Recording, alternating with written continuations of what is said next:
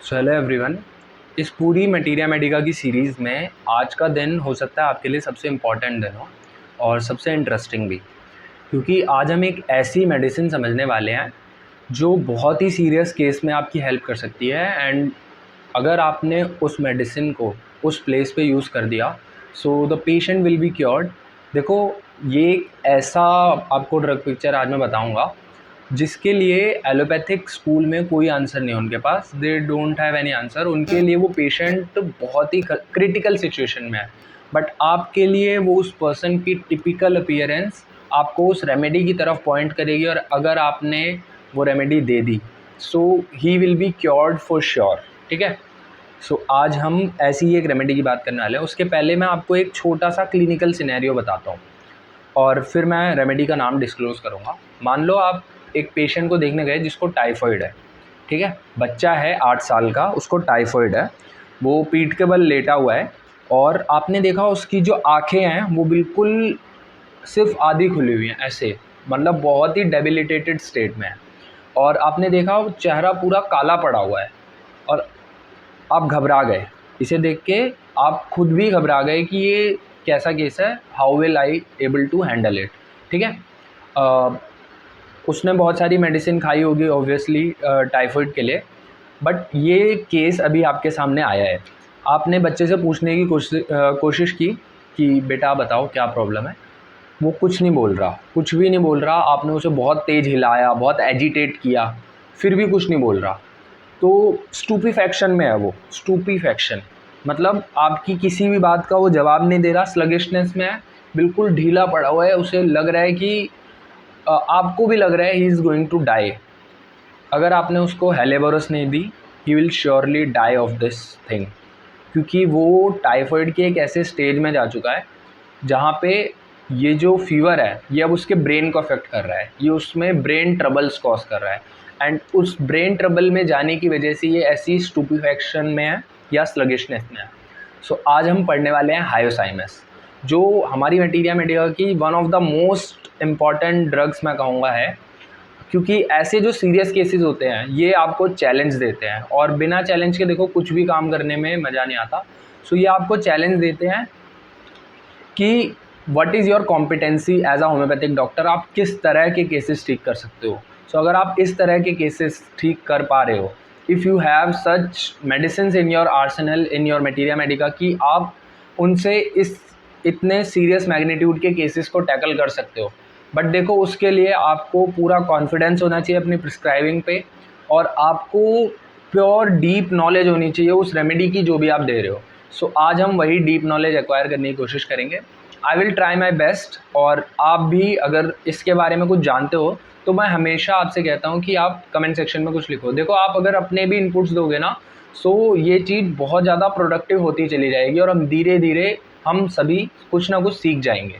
सो चलिए शुरू करते हैं। तो सबसे पहले आज मैं डॉक्टर केंट की बुक से स्टार्ट करूँगा। तो in all complaints of helleborus stupefaction occurs in greater और लेसर डिग्री। देखो, मैंने बोला स्टूपीफैक्शन, वो आपकी बातों का जवाब नहीं दे रहा। सो हेलीबोरस का जो कीवर्ड है वो स्टूपीफैक्शन है।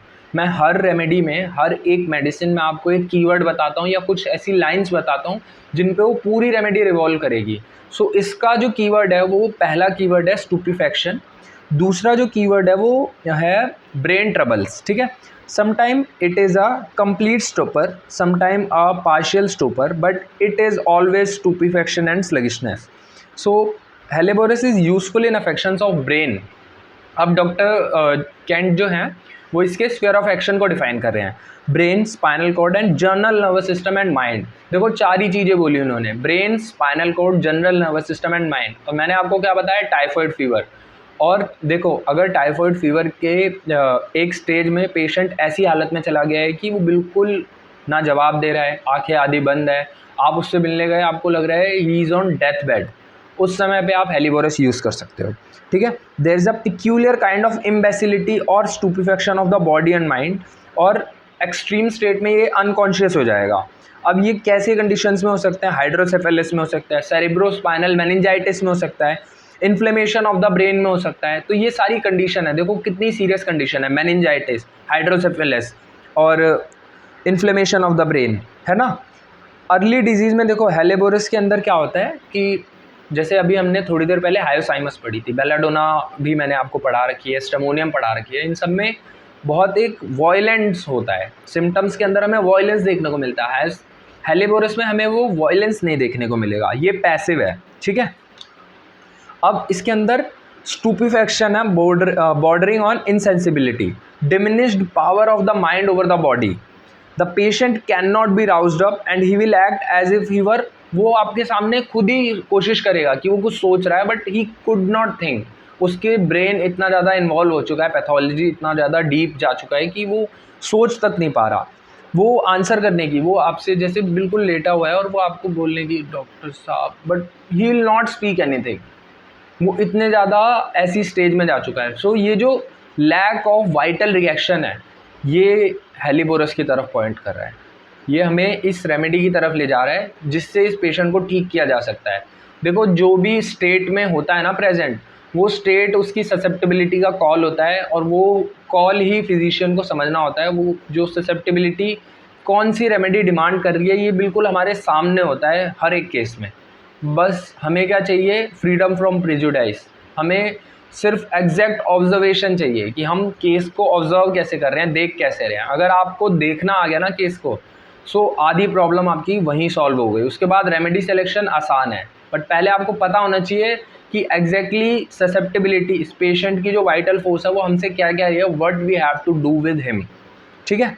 So the patient can be roused up but difficulty, he will act as if he were attempting to think, as if he were attempting to answer, attempting to move, but he simply stares at the doctor, वो सिर्फ doctor को देख रहा है एक उम्मीद की नज़रों से, with eyes partly open, with a dazed expression on his face, बिल्कुल उसका जो फेस पे एक्सप्रेशन है वो डेज्ड है, ठीक है। ये एक क्वासी हिस्टेरिकल कंडीशन का है, ए फॉर्म ऑफ इंसेनिटी में भी यूज़ हो सकती है हेलेबोरस, जिसमें डॉक्टर कैंट ने कहा है कि एक विमेन है जिसने इमेजिन कर लिया है कि उसने अपने सारे जो अच्छे कर्म हैं वो ख़त्म कर लिए हैं और उसके साथ कुछ गलत होने वाला है, जैसे औरम में होता है ना, या फिर वो कुछ गलत कर रही है, उसको ऐसा लगता है। सो ये था। अब हेलेबोरस के अंदर जो हम टाइफॉइड की बात कर रहे थे वो एक एपैथेटिक टाइफॉइड होता है।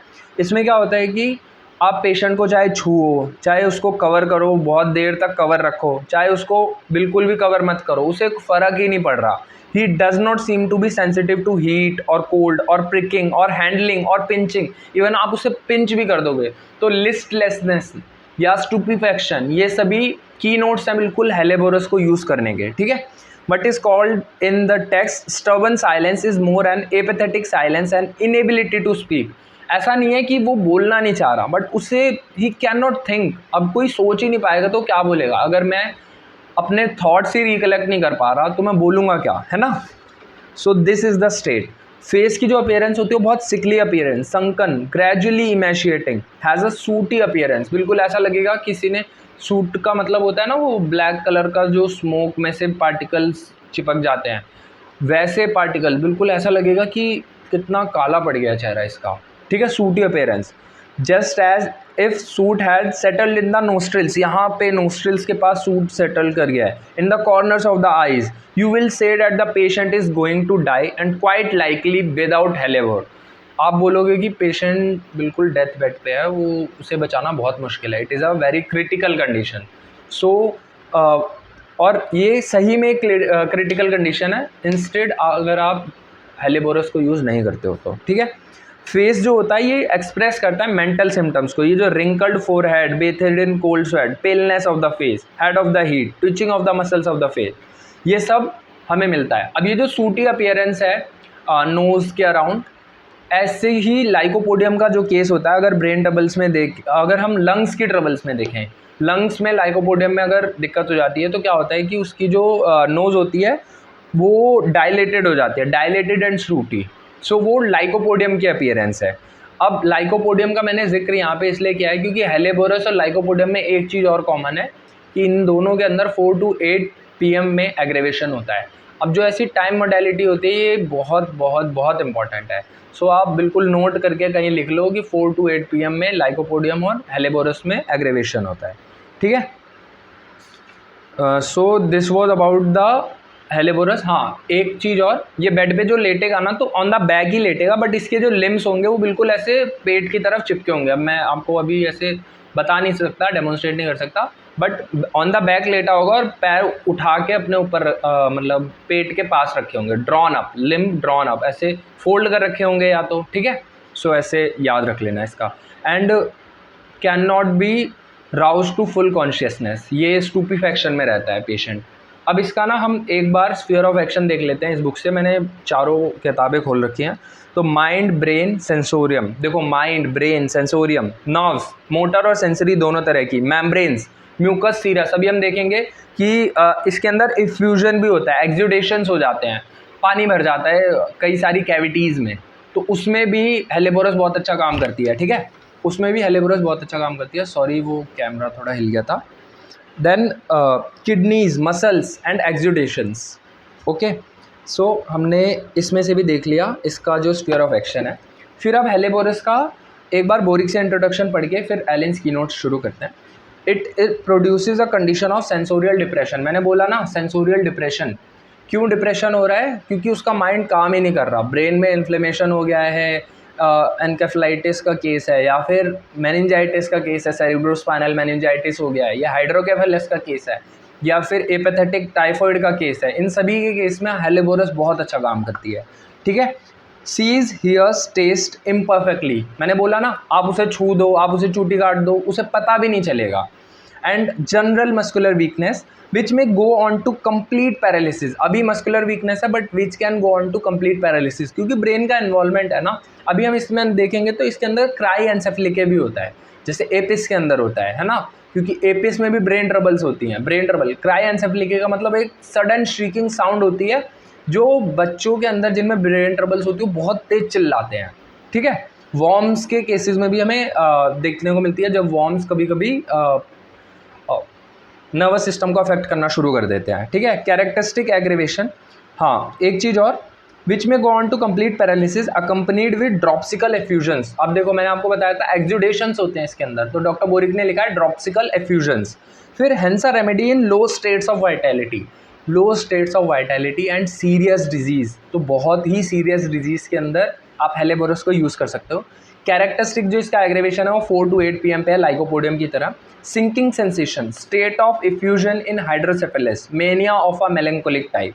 सो ये सब इसके इंट्रोडक्शन में लिखे हुए थे बोरिक मटीरिया मेडिका में। Involuntary sighing, complete unconscious and picks lips and clothes. So this is about helleborus. अब जो हेलेबोरस है ना, इसको क्योंकि ये इतनी एक्सीलेंट रेमेडी है तो मैं पहले ही समझ गया था इसको डॉक्टर हैनेमैन ने प्रूव किया होगा। So he was a medical genius. उनकी तो विजडम कोई भी अभी तक मैच नहीं कर पाया है पूरी मेडिकल साइंस में, क्योंकि जो उन्होंने चीज़ें सिखा दी लोगों को, जो हीलिंग का तरीका सिखा दिया, वो हमेशा से अनमैच्ड ही रहेगा। और अभी भी वो बिल्कुल सेकंड लार्जेस्ट पे पहुंच चुका है। सेकंड लार्जेस्ट जो होम्योपैथी है वो सेकंड लार्जेस्ट मेडिकल साइंस है जो यूज़ कर रहे हैं लोग ऑल ओवर द वर्ल्ड। सो ये डॉक्टर हैनेमैन की विजडम है। सो वही इसके प्रूवर हैं, और इसका नाम होता है क्रिसमस रोज़, ठीक है। और रेननकुलेसी फैमिली से बिलोंग करती है। अब वीकली डेलिकेट सोरिक चिल्ड्रन, यहाँ पे देखो सोरिक चिल्ड्रन, एलेन्स की नोट्स हम पढ़ रहे हैं और चिल्ड्रन लिख दिया यहाँ पे, तो मतलब बच्चों के अंदर, मैंने आपको जो एग्जांपल दिया था, मैंने 8 साल के बच्चे का था, तो बच्चों के अंदर जो ब्रेन ट्रबल्स होती है ना, उसके लिए बहुत इंपॉर्टेंट रेमेडी है हेलेबोरस, और आप किसी बच्चे की लाइफ सेव कर सकते हो। सो उसकी फैमिली पे एक बहुत बड़ा इम्पैक्ट आएगा आपका, अगर आपने किसी ऐसे केस में सिर्फ अपनी मेडिसिन से, without doing any such procedure कि आपने उसकी वाइटल फोर्स को भी कुछ नुकसान नहीं पहुंचाया और आपने उसको ठीक कर दिया, so you will be like God to them, है ना। इसीलिए पढ़ना बहुत ही ज़रूरी है इस तरह की रेमेडीज़ को, जिन्हें हम सीरियस केसेस में यूज़ कर सकते हैं। Then prone to brain troubles like belladonna, calcarea and tuberculinum with serious effusion. यहाँ पे देखो इफ्यूजन हो रहा है, मतलब कलेक्शन ऑफ फ्लूइड हो रहा है। Melancholy, woeful, despairing, silent with anguish, कुछ नहीं बोल रहा, एंग्विश है। After typhoid, in girls at puberty, जिनमें जो मेंसेस हैं वो एक बार आए थे और उसके बाद नहीं आए, ठीक है। When menses fail to return after appearing, सिर्फ एक बार आए थे उसके बाद नहीं आए।